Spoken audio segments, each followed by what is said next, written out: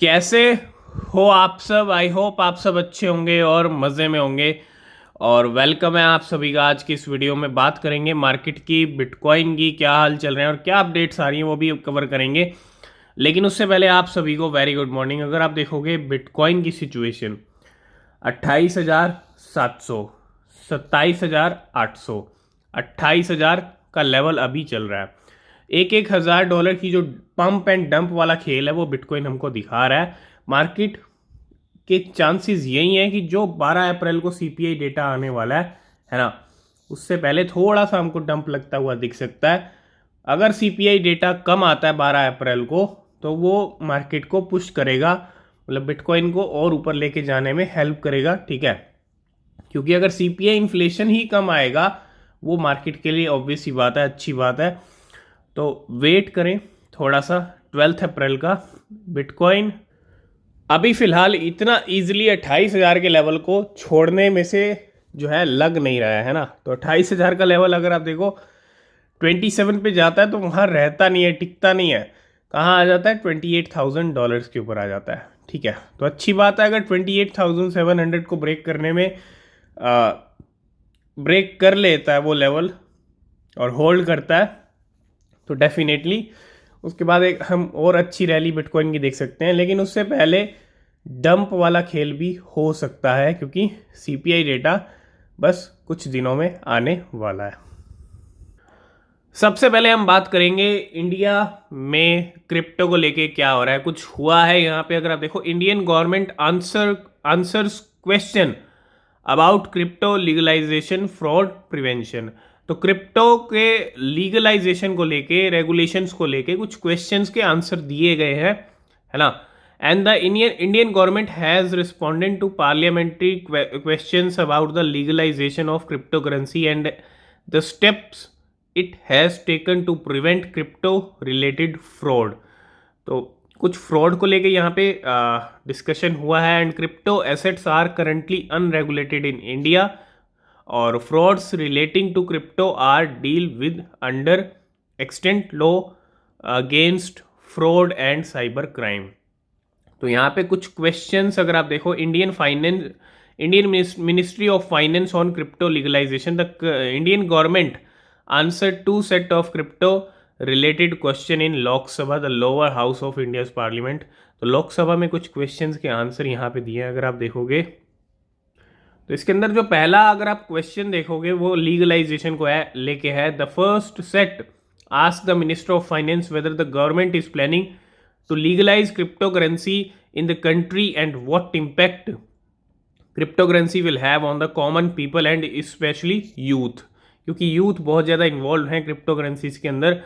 तो क्या इम्पैक्ट पड़ेगा लीगलाइजेशन का, लीगलाइजेशन करेंगे तो कैसे करेंगे और क्या इम्पैक्ट पड़ेगा कॉमन पीपल पे और यूथ पे, इस तरह का क्वेश्चन किया गया है। और Shri Pankaj Chaudhary, minister of the state in the ministry of finance, has previously replied to parliament, crypto assets are currently unregulated in India. Crypto assets are by definition borderless and require international collaboration to prevent regulatory arbitrage. तो अभी तक जो एक support है वो internationally यहाँ पे चल रहा है, मतलब सभी कंट्रीज मिलके चाहती हैं कि किस तरह से रेगुलेट करना है, किस तरह से लीगल करना है। और इंडिया की भी यही एक पॉलिसी है अभी फ़िलहाल कि जो बाकी कंट्रीज़ हैं उनके साथ मिलके काम किया जाए क्रिप्टो के ऊपर कि कैसे रेगुलेट करना है, किस तरह से रेगुलेशंस लाना है, किस तरह से लीगल करना है ना। तो वो सब चीज़ें सभी कंट्रीज़ मिलके करेंगी। कब करेंगी ये देखना ज़्यादा ज़रूरी है। लेकिन हाँ, लोकसभा में क्वेश्चन आंसर ज़रूर हुए हैं क्रिप्टो करेंसीज को लेके, है ना।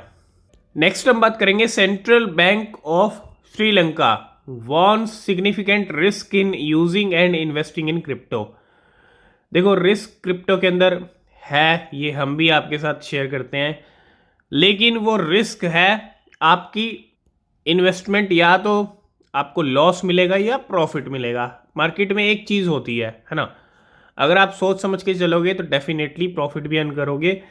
लेकिन Sri Lanka central bank has issued A warning about the significant risk associated with using and investing in cryptocurrency। तो ठीक है, रिस्क जो है उनके बारे में पता होना चाहिए क्रिप्टो मार्केट के अंदर, वो बहुत ज़रूरी है ना। और उसी को लेके जो है यहाँ पे जो सेंट्रल बैंक है श्रीलंका का, उन्होंने यहाँ पे कुछ वार्निंग इशू की है। नेक्स्ट हम बात करेंगे नंबर 2 की, जो क्रिप्टो करेंसी है इथीरियम, उसके बारे में। अभी कुछ दिन पहले हमने आपके साथ अपडेट कुछ शेयर किए थे इथीरियम को लेके। आपको पता है इथीरियम का अपग्रेड होने वाला है 12 अप्रैल को, जिस दिन सीपीआई डेटा आएगा। लेकिन उस अपग्रेड से पहले इथीरियम को एक्यूमुलेट किया जा रहा है वेल्स की तरफ से, है ना। वो अपडेट भी हमने आपके साथ शेयर किया था कि भर भर के इथीरियम खरीदे जा रहे थे, और हमने आपके साथ डिस्कस किया था कि $2000 इथीरियम जल्दी हमको दिखाएगा बिटकॉइन के मोमेंटम के साथ साथ, है ना। लेकिन अगर आप देखो 1942 $2000 के करीब करीब के लेवल हिट कर दिए इथीरियम ने, $1900 का बैरियर भी तोड़ दिया। और ये सब तब हो रहा है जब सीपीआई डेटा और जो अपग्रेड है 12 अप्रैल को जो होने वाला है, उससे पहले ये गेम हो रहा है ना। तो पहले जो गेम होता है उसी का बेनिफिट हमको लेना होता है, बाद में कुछ हो या ना हो, डेफिनेटली अपग्रेड का असर बाद में पड़ सकता है, लेकिन जिस दिन अपग्रेड होगा उस दिन असर हो या ना हो, लेकिन उससे पहले ज़रूर होता है, और वो हो भी रहा है।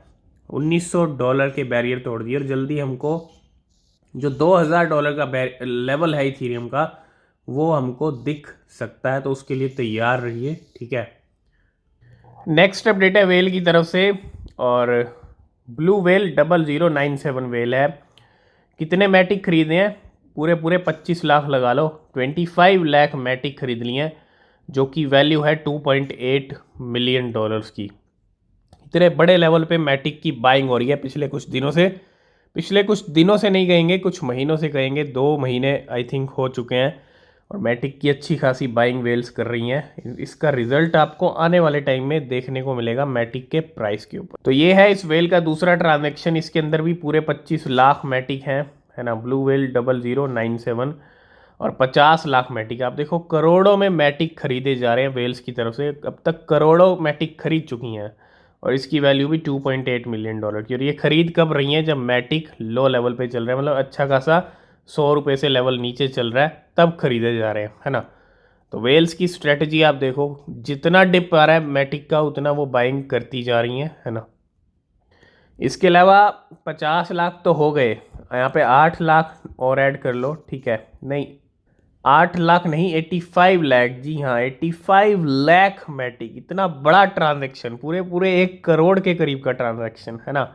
8.5 मिलियन है ये, और ये इथीरियम वेल है ड्वेलिन ने यहाँ पे बड़ा एक तरह से क्वांटिटी हिट की है।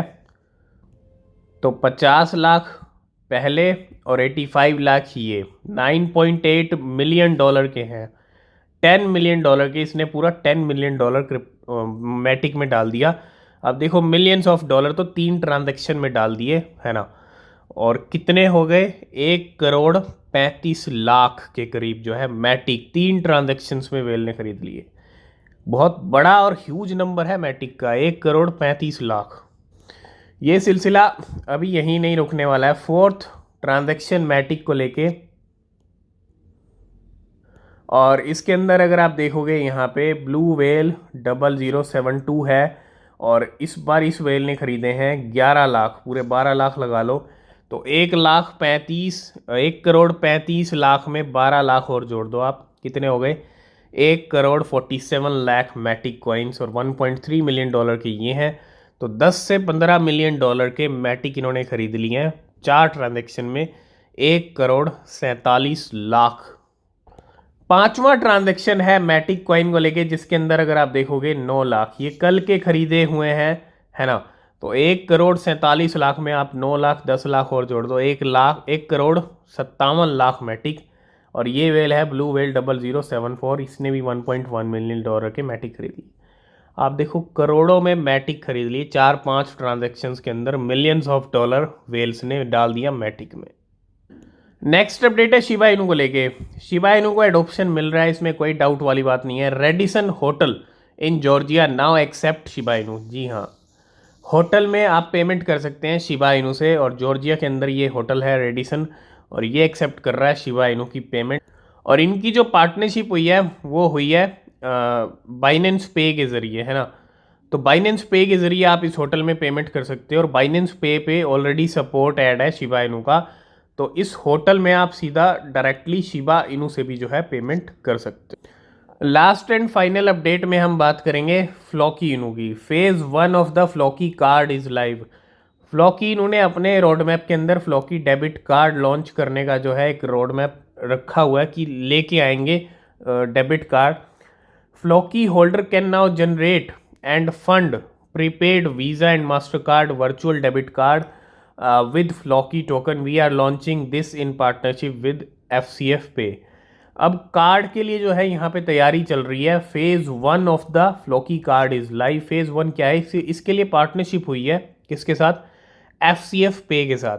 ऑलरेडी FCF पे ने बहुत सारी क्रिप्टो का सपोर्ट ऐड कर रखा है। ट्राइफेक्टा शिबा इनू की जहाँ तक हम बात करते हैं उसका भी सपोर्ट ऐड है।